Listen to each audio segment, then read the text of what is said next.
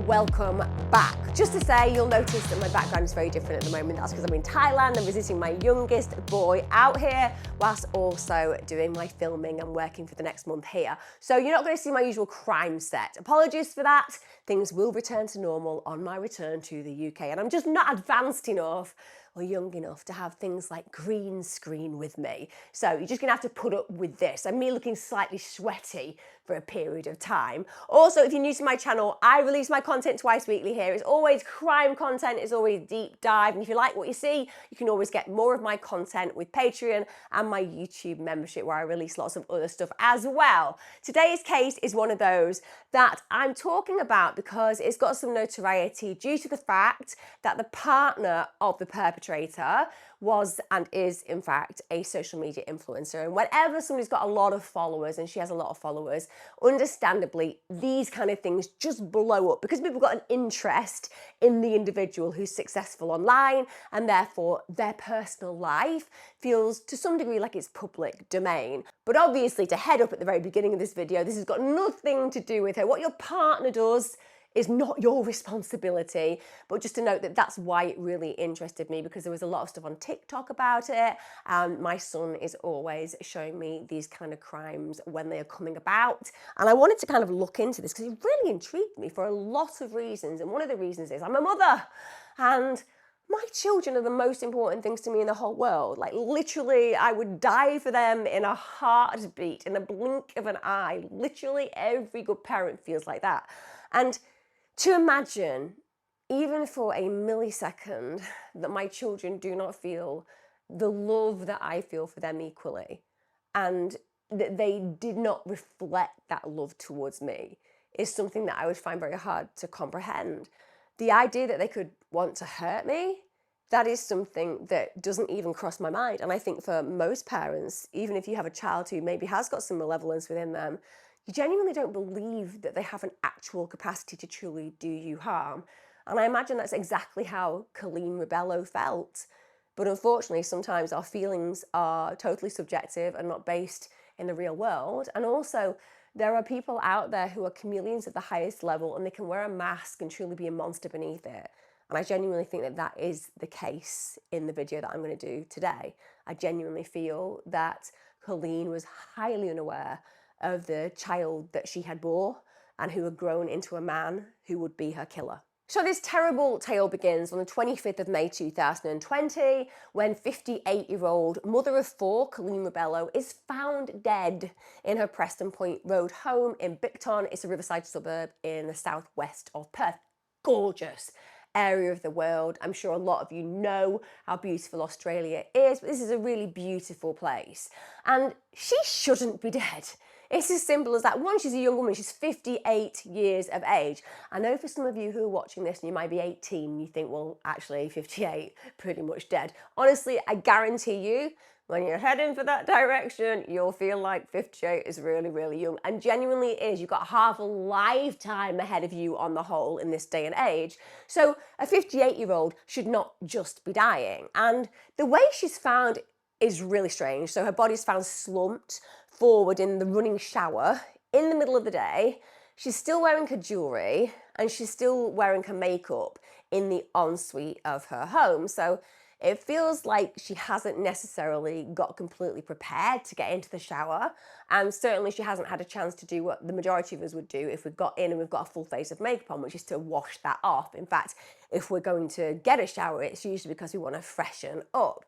So it's not completely left field that somebody is found dead in the shower, but there are just some signs there that make you question how she arrived in that situation.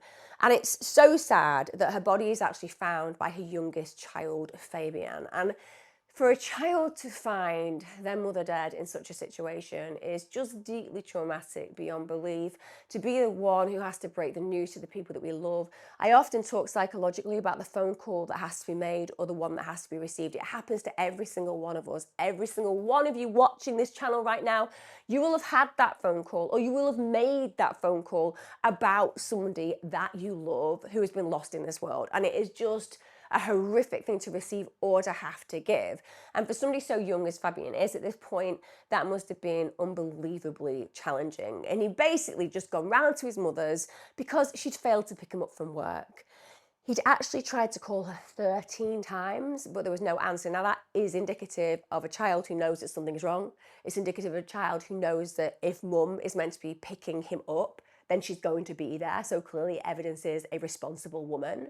And it also shows you that this kind of behaviour is completely left field as far as she is concerned, because that kind of consistent calling suggests that somebody is worried or is really annoyed, because it's completely out of character for you to act that way. He goes back, he has the horrible reality of finding his mum dead, and then he calls the police just after 2:30 p.m. when he has discovered her body. So absolutely awful for him to have actually had to endure.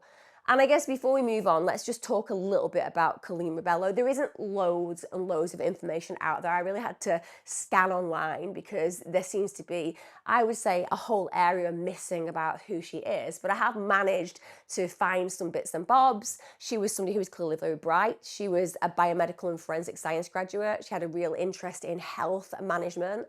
When you read her LinkedIn profile, it says that she was highly personable. She was really passionate. She was somebody who had graduated from Murdoch University. She was very active in university life. She was supporting first-year university students with mentoring, which means that she was there to help them along the way. She'd been there, she'd done it, and now she wanted to return the favour and assist young people to transition into university life. And that says to me something really community-spirited, something very pro-social about her nature. She also had a keen interest in improving community health, mental health, and also aged care welfare. If there is one area in the Western world that we really need to get onto regarding absolute changes and benefits that need to occur in this area, it is to aged care welfare, because we all know caring for the elderly is something that is often terrible in Western society, and the fact that she cares deeply about this probably says something about her age as well. She's in that sandwich generation where she probably knows what it's like to care for older members of the family and younger members of the family at the same time. So she's taking her experience and putting it into the workplace. She also wanted to enhance positive frameworks for chronic disease and disability management planning, and she wanted to research and look at things that were constantly changing within cutting edge technology, because these are used in the scientific community and can improve people's lives. She also wanted to be involved in empowering the benefits for increased positive community charity work and projects, so very much wants to benefit those around her. And one of the things that she wanted to do in Western Australia was to foster relationships between healthcare providers in a consumer-centric approach. So she wants to basically deliver the benefits of empowerment through health choice information. One of her really long-time friends, one called Kelda Reid, she said that one of the things that really stood out about Colleen is that she always had this incredible power to just manage and balance her life. Even when she was multitasking on an enormous level, so she's studying at university, when she was completing the science degree, but at the same time she's working and looking after her children, as she put it beautifully. So her friend literally is referring to the way that this woman manages her life, but does it in such an effortless and beautiful way. And her friend said she used to go to the East Frio gym and she'd have her study with her on the treadmill. Things like that didn't faze her. She just got on with what she had to do, and she did it well. She also added she was a beautiful mum. She would do anything for her kids, a wonderful mother. Just keep that in mind. So her friends and indeed her family members all agree that Colleen is an incredible mother. She's somebody who's sacrificed for her children. She's somebody who's committed to her children. She's somebody who absolutely adores her kids. And this same friend said, when she was talking about Colleen, that just before she died, she was really excited because she got a new job on the board of the health department. She said, the last time I saw her, we went for a walk, and she was just talking about how excited she was about her new job, and she literally could not wait to start. And one of the things that Colleen's elder sister said was that, like many single mothers, Colleen had struggled financially over the years, but she had gone out of her way to consistently work really, really hard to give her 4 children. And that is no easy undertaking, is it, guys? 4 kids as a single parent, even if you've got financial help from your ex, the truth is that you are going to struggle to some degree. It's an expensive business, bringing up children. Having 1 is expensive, so having 4 is very expensive. But that's what she was doing. She was committed to raising her children well, to giving them a financially stable home, in spite of the fact that that involved a hell of a lot of challenges. And her sister said that one of the things that had happened after she had divorced was that she'd actually suffered from quite a lot of anxiety. But what she managed to do during that very challenging period was get through it through exercise and living a really healthy lifestyle. So she looked at solutions, she figured ways forward, and she decided that there were options open to her that could help her manage her mental health in a really positive way. And I guess that again is very much in line with what she's talking about career-wise, where she wants to help other people manage their mental health. She wants to help other people think about health innovations. And she also wants to use science and scientific breakthroughs to enable these kind of things. Her sister said Colleen was a very caring and very dedicated mother to her children. She lived a very healthy lifestyle. She was health conscious and she loved exercise. So I hope I painted a picture of Colleen Rebelo that is fit for her, essentially, because clearly she was somebody who was a force to be reckoned with and who had family at the very centre of who she was. But unfortunately, as I've said, that all comes to the end on the 25th of May, 2020. And it's a very unusual situation, as I've said, to have been found in slumped forward in the running shower, still with her makeup and jewellery on. It just doesn't add up as far as her family are concerned, at least. Now, like I said, Fabian is the one who actually finds her. And when the investigators come and the medical examiner looks at her, they decide as a medical examiner that it's a sudden and unexpected death that isn't suspicious. They couldn't actually determine, as far as the coroner was concerned, the exact manner of her death. So at least at this point in that preliminary investigation, it doesn't seem like anything has happened to Colleen Rebelo. It does just seem that a natural death has occurred, albeit a very young one. In Colleen's obituary, she was described as a devoted and doting mother of 4. Her children were Julian, Andre, Monique, and Fabienne. All gorgeous names as well, with respect. But you can imagine, can't you, an incredible loss. I mean, at 58 years of age, your children are young still. You've got grandchildren and great-grandchildren and adventures to go on.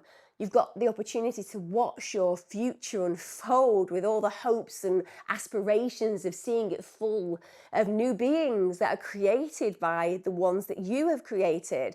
This was something that she should have had assured in her future. She'd been healthy, she'd looked after herself, she'd worked hard, she'd had everything to live for, and now it's all gone. And those 4 children are essentially left to grieve.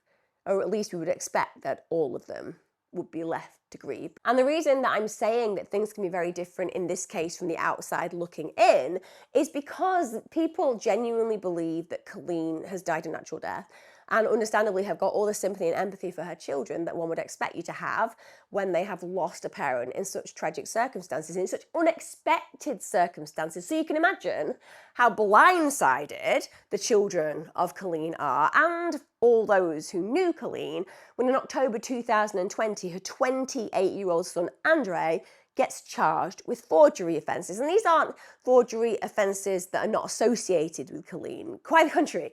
These are absolutely forgery offences associated with Colleen. Now, let's talk about Andre Rebelo. So he was known and reported in the press as a 28-year-old supermarket delivery driver who had turned into a cryptocurrency investor. He's also in a relationship that we'll talk about shortly with a very beautiful, very successful influencer. And understandably, from the outside looking in, that would suggest a very positive life, because if you're making money as a cryptocurrency investor, all power to you. And if you're with quite a successful influencer, she's going to be bringing in the dollars. So again, these two could be seen as a really successful young couple. So what on earth is happening that this guy, who's apparently a cryptocurrency investor, is getting charged with forgery associated with his mother's death? Now, the reason that he's charged with those things is because an insurance company had suspected that a life insurance claim was fraudulent and they've made a complaint. Now, I don't have a lot of sympathy and empathy with insurance companies. I really don't. I'm not even sure that they should be called insurance companies. I think they should be called, we try to get out of paying any claims to our customers companies, but I think that would probably be a bit of a mouthful and would be difficult on a sales level. But what I do know is because they are so hell-bent on not paying out money, even though you've paid your premiums on a weekly or monthly basis ad infinitum as a good little customer, their job is to go out of their way to find a way to not give us the cash that we thought we were entitled to. So you can bet your bottom dollar, if they sniff anything fishy, they are going to deep dive into it. And in this case, it's for the right reason. So they speak to the police, they're worried that Andre Rebelo is doing things that are shady. And one of the reasons for that is that Andre Rebelo had taken out not one, not two, but 3 life insurance policies against his mother in the, drumroll, wait for it, week before she died. I kid you not, Andre Rebelo took out 3 life insurance policies against his own mother in the literal week before she died. Now that, if we weren't talking about the loss of life of a beautiful young woman who had the whole of her lifetime ahead of her, who had created a wonderful family, if we weren't talking about someone of such meaning to this world, it would almost sound comical. Because literally, to take out 3 life insurance policies a week before somebody is found dead, it doesn't take Inspector Clouseau or Poirot to be brought in to make that seem like there could be something a little bit suspicious about such actions. And it speaks, personally, as far as I'm concerned, and professionally as far as I'm concerned, to a narcissism in the actual action of the person doing that. Because it speaks of somebody with such grandiosity believes in themselves that they think the whole world around them is just too stupid to figure it out. If you are working in insurance and you find out that somebody has died, and then you look on the records and find that 3 insurance policies have been taken out on an individual who has been found literally a few days later dead, you are going to immediately make the link. But like I've said, if you're somebody like Andre Rebelo, you're not going to see the world that way. Your arrogance is going to blind you. And it will just seem like such an obvious thing to do, to take out these policies. It's just a computer situation. The computer will say yes, and you'll get paid out. Whereas ultimately, he's not actually done the maths and figured out that these human beings who make decisions over these big payouts. And right now, it is standing out as a huge red flag. And also, to add to that, he actually tries to make the claim 3 days after her death. Now again, everybody reacts and responds differently to death. We all go through situations where we lose a loved one, and some of us can transition through the grief process relatively easily. We might have a temperament of acceptance. We might have got a philosophy religiously where we believe that we will be reunited, and it eases the burden to some degree. Some of us are very solution focused, so we are thinking about the admin, the funeral, and so on and so forth. But it takes a particular type of mindset to think financially about reward after the death of somebody that we love. Number one, usually insurance policies are taken out by the actual individual who's died. And for the most part, a lot of us won't even be aware of our parents' policies. In fact, it's a nightmare when you go through probate because you aren't aware of their financial situation. You don't know whether they've got shares, you don't know if they've got policies, and it can be full of obstacles that takes a hell of a long time to resolve. So 3 days after you lose somebody, the idea that you are aware of all their policies and you're getting in contact with the insurance company, it is very left field. Like I said, most people take a long period of time to come to terms, one, with the grief, secondly, with what they need to figure out financially, and most importantly, what they're entitled to, because most often these conversations haven't occurred, even though they should have. So again, that's another big red flag. So because of all these things, all of these situations unfolding, all this new information coming to light, the police take a new look at her death. On the 22nd of November 2022, and bear in mind, this is 2 years after Colleen actually died, So 2 years of the responsible party walking around freely, her son, Andre Rebelo, is charged with her murder. So he has been walking the streets for 2 years. He has been grieving with family members for 2 years. He has been pitied, no doubt, and empathised with by people because of his horrible situation that's occurred. All the while, this man has been thinking only about the financial benefits of his mother's death. Now, of course, somebody getting charged with forgery and trying to make claims on somebody's insurance doesn't mean that they are guilty of murder. We can absolutely agree that that is not the case. In lots of situations, you can do some really nasty things to your family. You can try to forge wills. You can try to extort money from people. You can do all of these things. It doesn't make you a murderer. So clearly, the police are reinvestigating this, looking at it with new eyes, but also feel that they have enough evidence to bring him to trial. Now, bear in mind, at the actual time of the murder, Andre Rebelo was actually 24 years of age. So 24, what is that telling you about the mindset of somebody who's been given so much by a mother that absolutely sacrificed for him? And yet, all he's been looking at when he's considered who she is in his life is the dollar signs. Now, as I said, he'd become a cryptocurrency investor, and one of the things that I suppose made him stand out was he was the former now partner of Instagram model Gracie Piscopo, and she is an absolutely stunning influencer.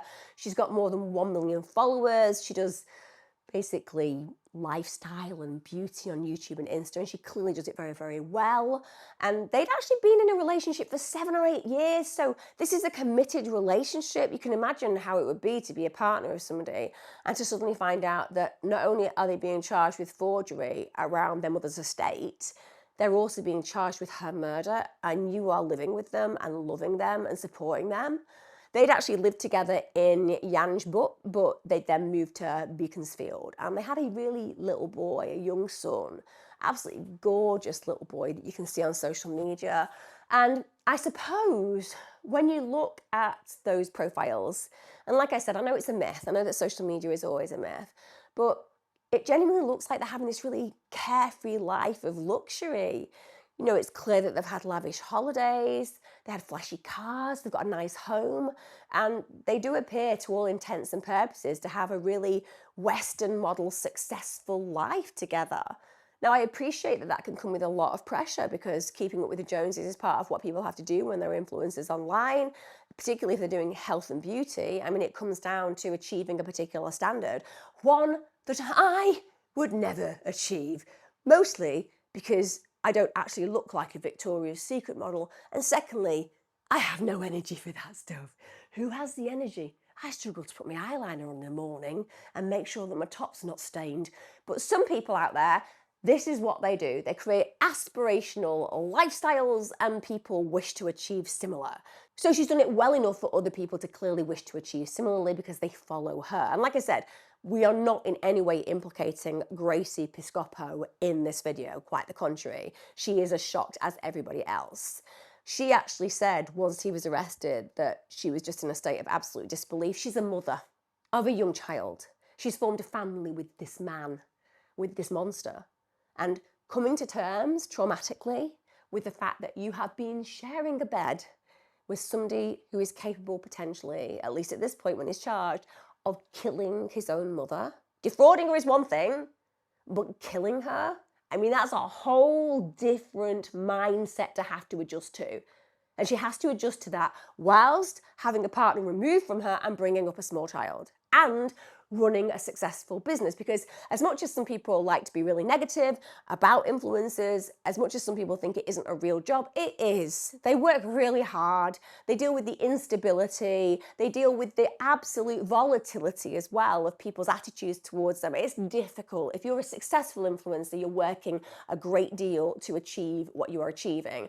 And it's no easy feat to do that. So it's just recognizing that she is doing a real job, and she has to carry on that real job to support her child if she wants to be able to feed them and clothe them, etc. Now we get to his trial, which had a lot of interest. That took place at the Western Australian Supreme Court in 2024. Very, very recent case. Now bear in mind, if you have a jury in a trial and you are not just being charged with the murder of your mother, you're also being charged with the fact that you have forged documents and tried to claim money that you weren't due, that's going to look really bad for you, full stop. Psychologically, if you're on a jury and you're listening to somebody, particularly the prosecution, saying what a reprehensible human being this individual is because they have literally tried to defraud their own mother after death, that's going to make you seem highly duplicitous, very negative, and an individual who can't be trusted. And then if we're also listening to things being said about you potentially killing her, I'm going to believe that there is a possibility because, hey, where there's smoke, there's fire. So you can imagine that it's a challenging situation for Rebelo to be in because this information is actually going to be brought to that trial and it is going to hold him in a very negative light, and rightly so. Now, on the first day of the trial, Rebelo did admit that he had forged documents. This was, of course, relating to his mother's death, and this included forging a will and a coroner's report. Just going to throw it out there, guys. I appreciate that certain people think of money before everything else. I appreciate that in a Western-centric world, materialistic goods and wealth is important. But what kind of a human being doesn't just try to defraud a dead person by getting money that was not due to them, but they go so far not only to actually create a false will, but to go ahead and create a coroner's report. Now that is dark. There's something very disassociated from the reality of what we're talking about, doesn't it? Your mother is dead. You might want some cash, but the idea that you will go as far as to create a will that means you're the sole benefactor, and also to create a coroner's report to basically pull the wool over the eyes of the insurance companies, that says something so sinister about your capability and capacity, full stop. I mean, that is demonstrating a malevolent being of the highest nature.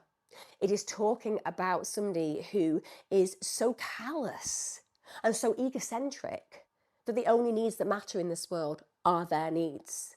Now, of course, it's going to be difficult for him to not plead guilty to those counts because they've got him banged to rights. So if he goes into court and is clearly being shown to be a liar because they can evidence that he's made these things up, that's going to look really bad for him with a jury. Even worse than if he accepts culpability and says, okay, game's up, I did do that. I'm sorry I did that. I am guilty, but I didn't kill my mother. So he's going for that because even though he's still going to look terrible, that's less terrible than him being pointed out as a liar and a potential murderer in court when they evidence that they have the knowledge that this was absolutely him creating these fake reports, etc. So he goes ahead and pleads guilty to those 4 counts of forgery, but of course he denies fully that he was responsible for murdering his mother, Colleen, which is a little bit strange, isn't it? Considering he literally took out those life insurance policies a week before she died.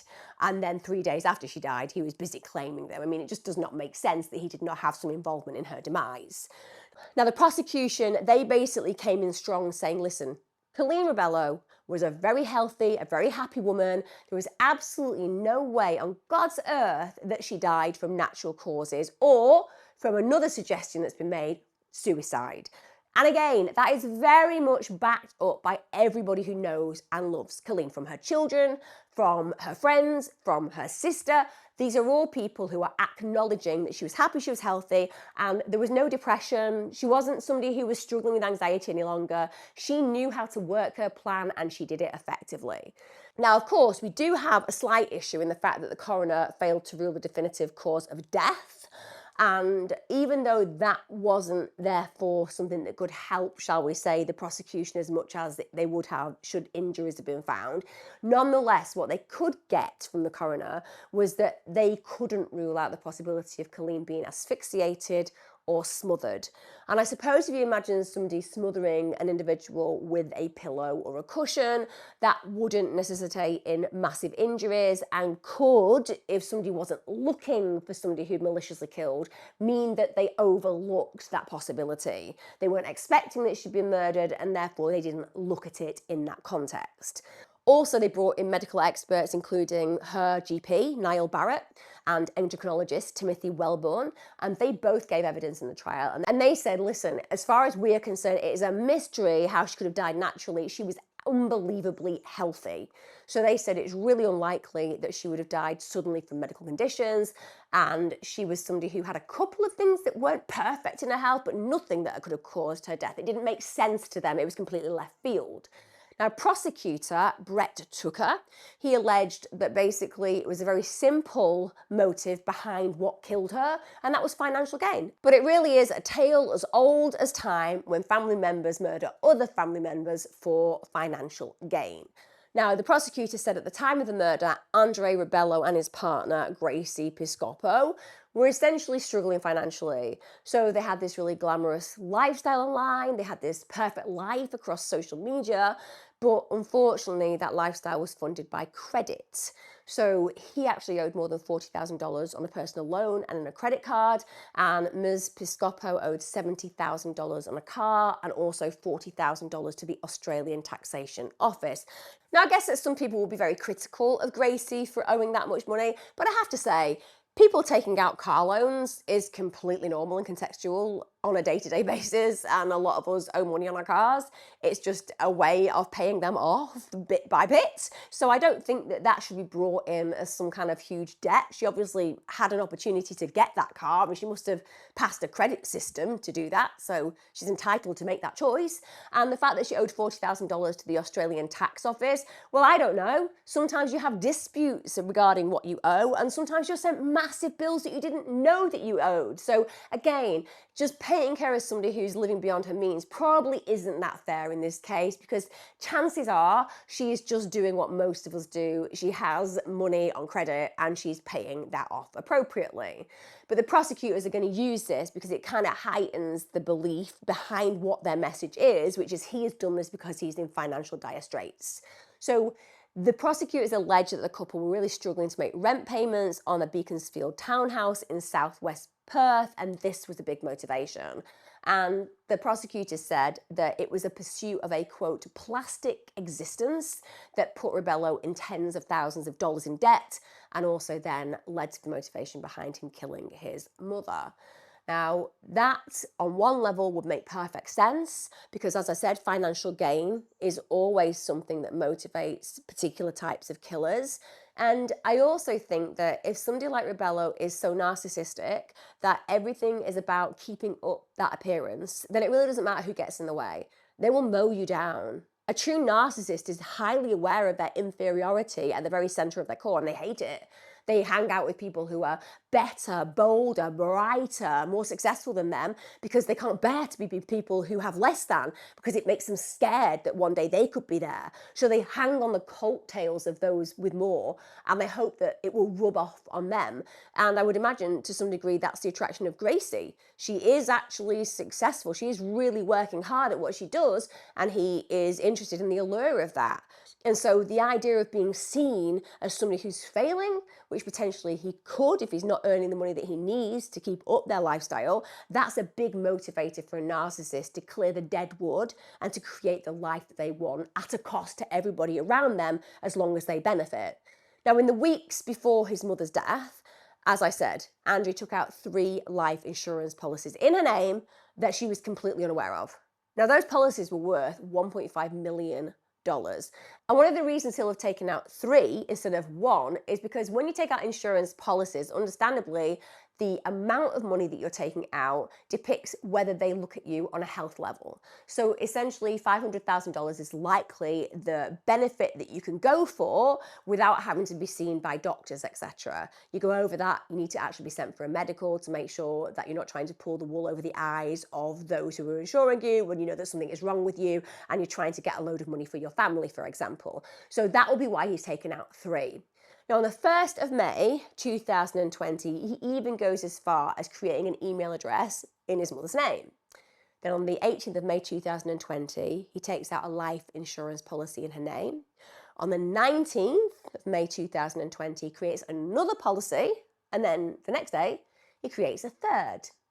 Also, after he does that, he names himself as the sole beneficiary. Now, I've already told you, Colleen is dedicated to her children. There is no way on God's earth that she would not be ensuring that all of them receive the benefits equally. But of course, they're not aware as her children, nor is Colleen herself, as the person having these life insurance policies taken out on her, that he is named in this way, because of course they've had nothing to do with it. Now bear in mind, Rebelo's actually got a twin sister, so we always think about being close to twins, don't we? We think if you are one twin, then your other twin is going to be your absolute mirror image, whether they're identical or non-identical. You're going to have this relationship where you'll each look out for one another. But clearly, Rebelo didn't get the memo on that and doesn't really care whether he just frauds his sister or otherwise. And when they did testify in court, they evidenced that they had no knowledge of those life insurance policies whatsoever. And certainly no knowledge that he was going to be the sole beneficiary of any money that came out and from her death. Now, another thing that I mentioned earlier on that, again, really drew attention to the malevolence in this case regarding Rebelo is that once Colleen had died, he was repeatedly contacting the insurance companies just trying to claim the money. So as I said, 3 days after her death, he's attempting to cash in the largest policy. That was the $500,000 insurance policy. He forged documents in order to try and make these claims. He took his mother's driving license. He actually created a fake version of her will, which again, of course, names him as the sole beneficiary.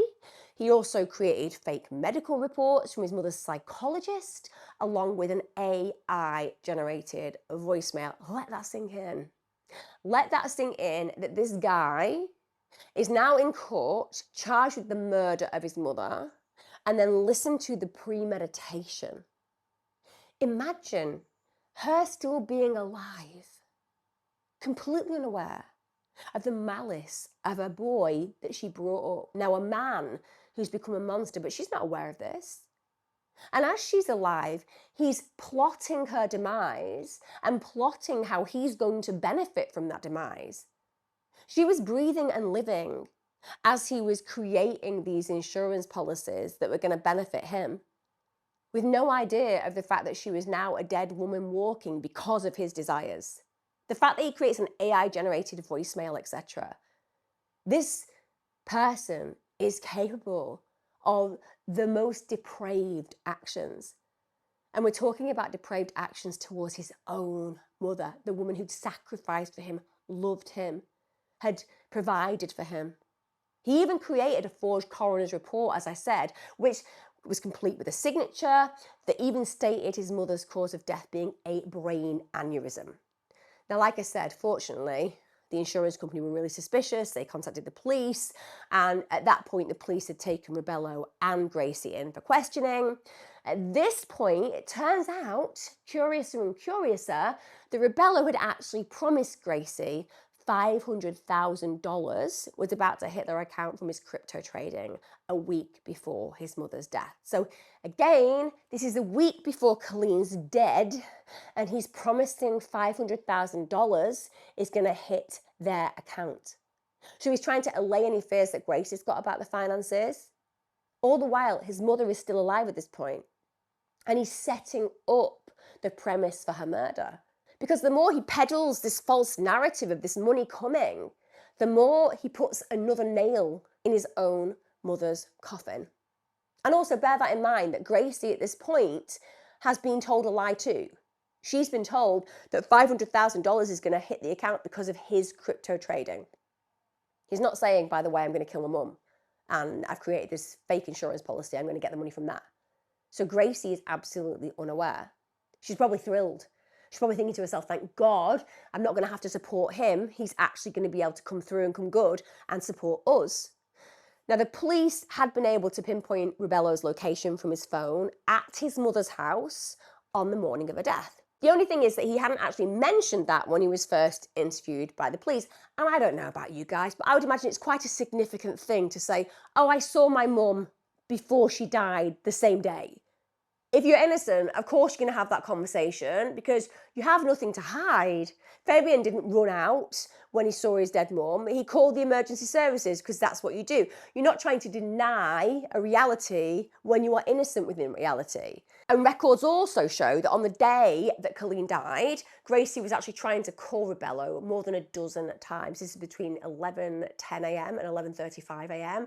And she was getting more and more frustrated. She was sending messages, asking him where he was, telling him to answer his phone. So again, clearly Gracie was not aware of what was happening and what was going on in his deviant playbook. Now, during the trial, one of the things that did happen is that Rebelo chose to testify under oath. Now, again, if you are a narcissist, you can't help yourself. It doesn't matter if the defense is saying, please don't take the stand. You're an absolute loose cannon. They're going to rip you into pieces. You don't have a leg to stand on. Because you think you're so clever, because you think you're so much better than everybody else, including the lawyers who are there to prosecute you, you just think, give me my moment. And you'll take that moment. And even if that moment means that you literally get set on fire because you're so clearly telling lies, you just can't help yourself. You just like the allure of being centre stage. So of course he testifies, basically pleading his innocence, saying he didn't murder his mother, saying that he didn't know how his mother had died. He did admit on the stand, of course, that he'd lied to the insurance company. Yeah, I did forge all those documents. Yeah, I did do that coroner's report. And yeah, I did take all those policies out just a week before she died. Yeah, I did promise my girlfriend that I was going to get $500,000. All that sounds pretty incriminating. But what I'm saying is I did all those bad things, but I'm not a killer. This is how ludicrous narcissists are.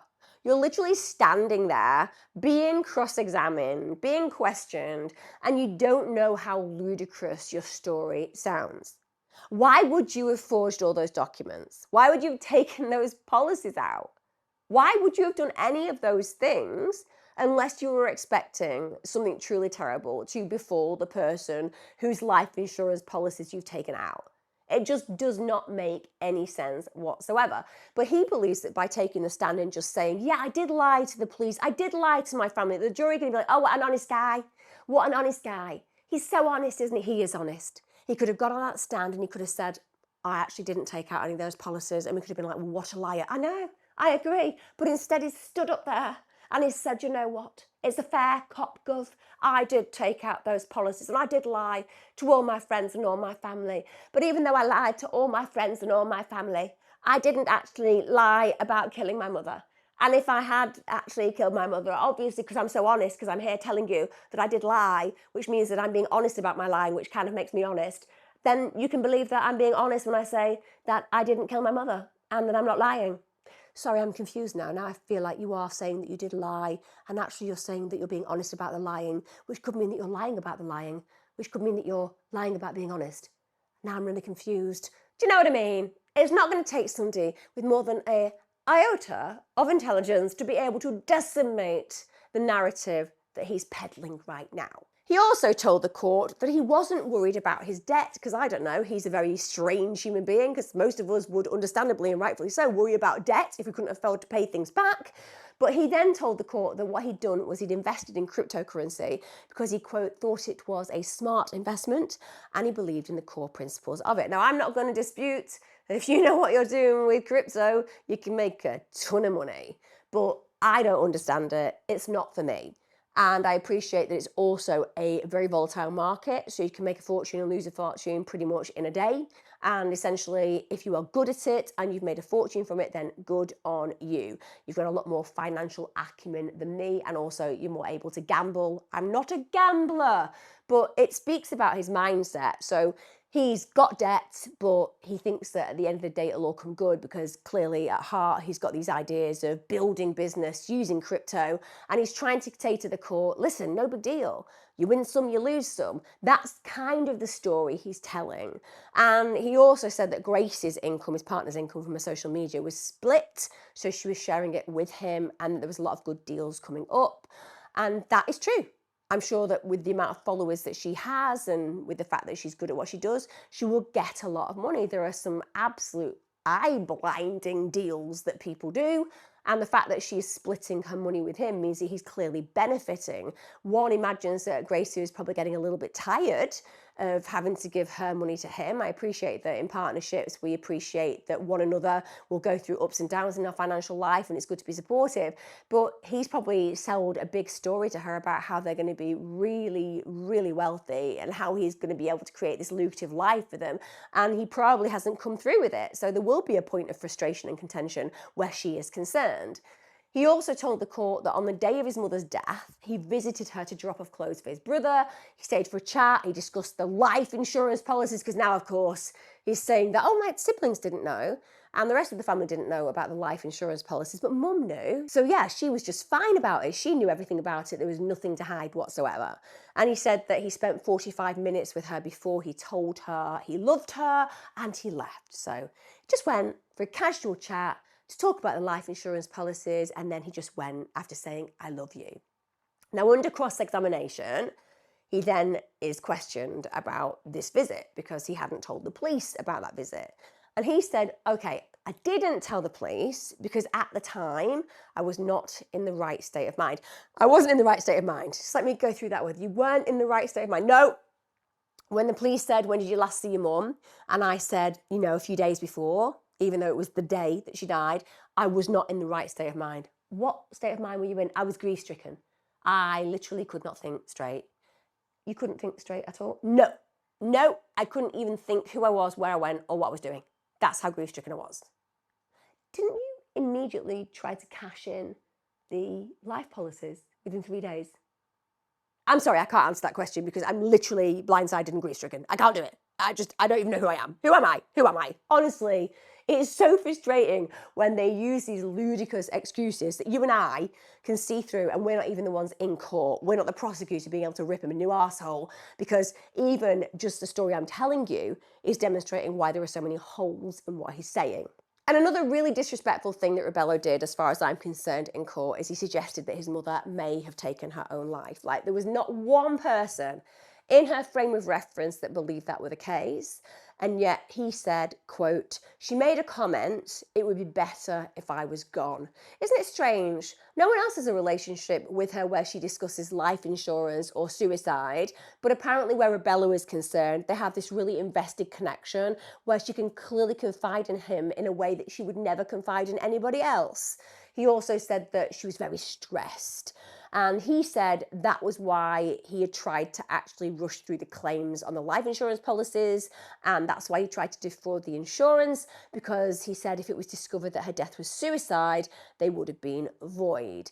Now, I can't comment on that insurance policy. What I can tell you is that many insurance policies do pay out on suicide because they realise that suicide is to do with mental illness, just like cancer is to do with physical illness. Therefore, it's not fair to not pay out where suicide is concerned. Now, it won't be the same across the board, but I guarantee many policies acknowledge and accept that.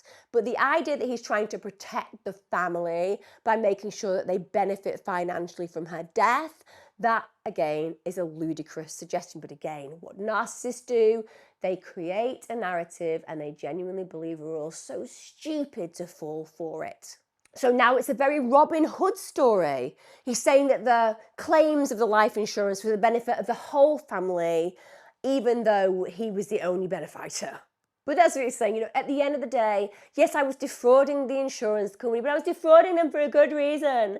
I thought they wouldn't pay out, and I wanted my family to benefit. It's BS. It makes no sense. But he believes this story could actually convince the jury to fall for his lies. And also this story about wanting to do something nice for his family.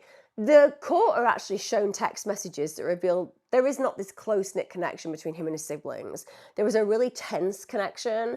So 2 of his siblings in particular, with Andre, struggled. So when they knew that their mum had died that very day, they were obviously trying to contact him. He didn't pick up. And the texts that they were sending to him, they were really aggressive. They actually addressed Andre as a cunt. So we can imagine that that's probably not the language you would use if you're in a positive relationship with your sibling. I can't comment that it's always been that way, but it seems like there was a frustration level towards him in the family. And his twin sister, Monique, she told the Western Australia Supreme Court that sometime after her mother's death, she got contacted by a psychologist that she shared with her mother. So Monique said the psychologist, Narina Sidhu, told her that she was really concerned about Andre because he'd actually tried to use her name to find out information about her mum's insurance. And Monique, who was Rebelo's twin sister, she actually told the Western Australia Supreme Court that sometime after her mother's death, she got a really concerning phone call from her psychologist, and she had the same psychologist as her mother. So Monique said the psychologist, Narina Sidhu, had called her and said, look, I'm really concerned about your brother Andre. And I feel like something untoward is happening because he's tried to use my name to find out information about your mum's insurance.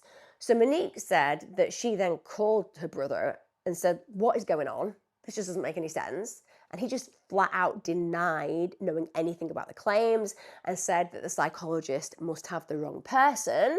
And apparently he then texted her later on and said that Narina had the wrong Colleen and had made a mistake. It was a different Colleen and it was an issue regarding that person. And she said he actually seemed to know who Narina was and seemed to be aware, so she just accepted that that must have been a mistake on Narina's part. Now, Monique also told the court that she had also seen her mother the morning of her death, and she wanted it to be validated that her mother had appeared healthy and happy, and under no circumstances was her mother suicidal, as Rebelo was trying to peddle to the court. Now, of course, Gracie Piscopo was also called as a defence witness because as far as she was concerned, she was with the love of her life. She had a child with him. She believed that he wasn't capable of doing anything terrible to his own mother. She fully supported him during this case. And she said that she was really frustrated as well when she was trying to contact him during the morning of his mother's death. She said, one of the problems with him is that he had a habit of keeping his phone on silent. He'd constantly have it on silent. She said, I couldn't reach him and I'd get really angry. She said, when he came home that day, there was nothing unusual about him. He didn't have any injuries. She said that if anything, he just appeared completely ordinary on the day of his mother's death. She also said that during 2020, she felt really positive about the finances. They were pretty good. She said, listen, me and him worked together well as a team. And she absolutely maintained that while the funds in her business did fluctuate, there was money coming in. Just to make people aware, because not everybody works in this kind of field.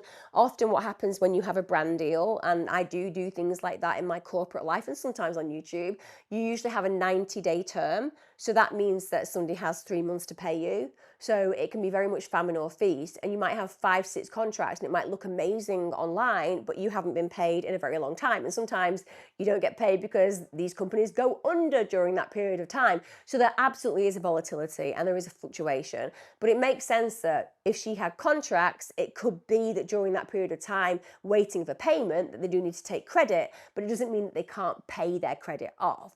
And she actually said, listen, sometimes I earn as much as $8,000 for a single photo. She also said that she just had no belief during this period of time that Rebelo was capable of killing, that she fully believed her partner and that she believed that he was telling the truth. She said that Rebelo had actually told her that he was at his mother's house on the morning of her death, even though apparently he couldn't think straight and didn't tell investigators that. She said he was going to drop off clothes for Fabian at his mum's house. Now, what did happen down the line is, as we often hear in these videos, the investigators do secret tapings, and they secretly tape conversations between her and Rebelo, and those tapes suggested that this wasn't true, that actually he'd hidden his location from her. So she was asked why she told the police that she and Rebelo hadn't left their house on the day his mother died. And she said that Rebelo had been arrested for fraud at the time, and she apparently didn't think it was important. When the prosecutor suggested that she was trying to protect him, she did say that she still cared for him, but she rejected the fact that she was trying to protect him, i.e. lying about it. She did say, I care about him as the father of my child. Everything I do is for my son. She also said that she'd heard herself spoken about for the entirety of the trial, and she wanted to be there to tell the truth as best as she could. Now, I don't know whether she was lying or not. I think it is a little bit suspicious that she's recorded, and during those recordings, it seems like the story is different to what she told the investigators. I also think that when you love somebody and you truly believe that they are not capable of doing something heinous, your protective mechanism can make you do things that you shouldn't do. And I do have empathy and sympathy with people who make up alibis for people that they adore because that person they fear may be taken into custody, charged and sentenced when they're innocent. It's not an excuse, by the way. It's just an acknowledgement psychologically of why people essentially perjure themselves. We see good people do this because they genuinely believe that they are protecting the person that they love and that the authorities are out to get them, as opposed to being able to diligently explore truth and see that, no, we too have had the wool pulled over our eyes by the person that we believe we loved. Now, Andre Rebelo's defence team, what they want to do is suggest that clearly Colleen did not die through murder. She died of natural disease or natural events. So Rebelo's defence team argue that traces of focal subendocardial interstitial fibrosis was found on Ms. Rebelo's heart, which meant that as far as they were concerned, she could have died from cardiac arrhythmia, which would have, of course, caused her to collapse and die suddenly. So in their closing statement to the jury, Rebelo's barrister, Tony Elliott, highlighted that despite Rebelo's right to silence, he had chosen to give evidence and then to be cross-examined. He's saying that basically, what has he got to hide? Nothing, otherwise he wouldn't have taken the stand, which is ridiculous. Loads of guilty people do. He also described Rebelo's evidence as truthful, saying that whilst he had told lies, his explanation at trial under oath provided the context and explanation for his lies. I don't think they did, though. You know, I don't think you can just stand there and go, listen, jury, what I'm saying, jury, is that he has told lies. But in court, when he swore on the Bible, he said that he would tell the truth. And he's told the truth about the fact that he lied. So he's admitted that he's a massive liar in court, which means that he's truthful, doesn't it? It doesn't mean he's a liar. It means that he's a truthful individual who just happens to have lied. But he's not lying now because he's very truthful. So just believe him. Amen. I mean, genuinely, it just doesn't make any sense whatsoever. And also, they very much push this idea that Colleen died of natural causes, not of unnatural causes. Now, the jury actually deliberated on the verdict for almost 2 days, so it wasn't a cut and dry, it wasn't an easy case to explore, and I would guess that one of the reasons for that is there isn't a definitive reason for death. It was after the 8-week trial on the 5th of December 2024 in Western Australia's Supreme Court that he was, after those 2 days, found guilty of murdering his mother, Colleen. When that verdict was read out, he showed very little emotion. There was a slight smile and raised eyebrows at the verdict. And again, if you think about somebody who's quite narcissistic, well, when they lose the game, they can't help but do that smile because it's almost as if to say, oh, you're all idiots because you didn't believe me. That kind of connection and reaction is something that we see in these kind of mindsets. Now, this means that, of course, he's been remanded in custody. He's actually not been sentenced yet. He's going to be sentenced in April. Rebelo's father, Antonio, he was actually asked outside of the court about his reaction to the verdict, and he said, it's sad and disappointing. He said it's very sad and disappointing for everyone, very sad for everyone. And he also said that he would stand by his son. Rebelo's ex-partner, Gracie, she actually has now broken her silence following Andre's conviction, saying she's finding moments of joy when she can, and she will always find a light within the darkness. Now, I don't know about you. You may feel that this verdict is incorrect. You may feel that there is not enough evidence in this case to say that she was indeed murdered, and therefore that the jury are taking a leap of faith in saying that Rebelo is indeed guilty of murder. It's one of those things that I think is genuinely a point for discussion, because many people will think that, with respect, she was found in a situation without any marks on her body. It was possible that she'd had some kind of cardiac arrest. It is potentially possible that he did not therefore murder his mother. But I think when you look at all the other evidence, you consider the life insurance policies, you consider that none of the other family members were aware of it, you consider the fact that she was really healthy and there was no signs or symptoms of her being unwell enough to suddenly drop dead, and that she certainly didn't have any mental health issues where she would want to take her own life. And you add that to this idea that he didn't say to the police that he was present the day that she died, and that he was trying to claim money 3 days after she died. Those, as far as I'm concerned, are highly incriminating matters. And I think if I was on the jury, I would certainly have made a decision that he was indeed guilty. Like I said, let me know in the comments. You might disagree wholeheartedly. You may feel that this is an absolute miscarriage of justice. But like I say, when I think about a narcissist, I genuinely conjure a picture of somebody just like Rebelo. Somebody who cares little about people aside from winning. Somebody who will bulldoze anybody in their path without concern. And somebody who aspires to be more than they are, sometimes more than they can ever create. And they do that by hanging onto the coattails of others.